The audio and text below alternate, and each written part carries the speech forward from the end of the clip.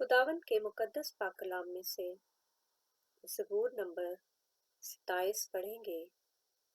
खुदावंद मेरी रोशनी और मेरी निजात है, मुझे किसकी दहशत। खुदावंद मेरी जिंदगी का पुश्ता है, मुझे किसकी हैबत। जब शरीर यानी मेरे मुखालिफ और मेरे दुश्मन मेरा गोश्त खाने को मुझ पर चढ़ आए, तो वो ठोकर खा कर गिर पड़े। ख्वा मेरे खिलाफ लश्कर खैमाजन हो, मेरा दिल नहीं डरेगा। ख्वा मेरे मुकाबला में जंग बरपा हो, तो भी मैं जमा खाते रहूंगा।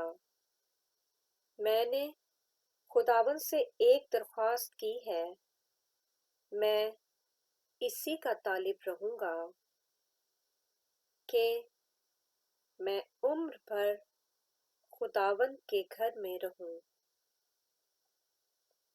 ताकि खुदावन के जमाल को देखूं और उसकी हैकल में इस्तफसार किया करूं।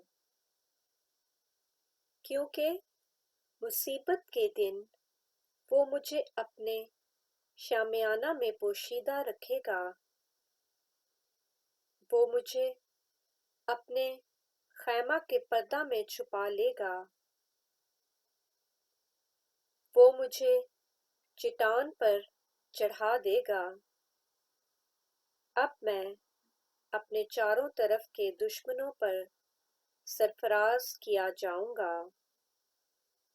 मैं उसके खैमा में खुशी की कुर्बानियां गुजारूंगा।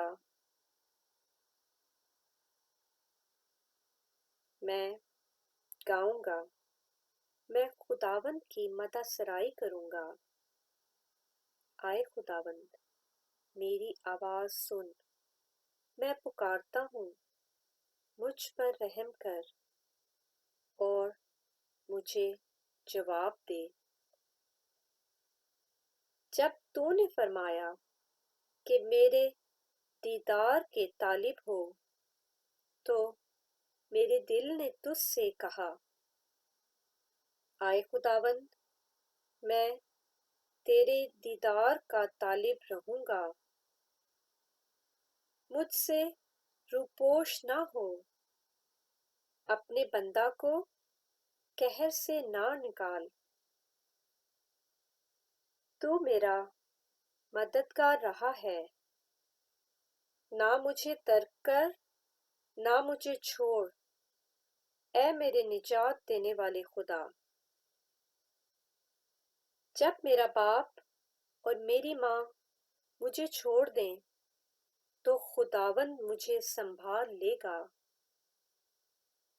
आए खुदावंद, मुझे अपनी राह बता और मेरे दुश्मनों के सबब से मुझे हमवार रास्ता पर चला।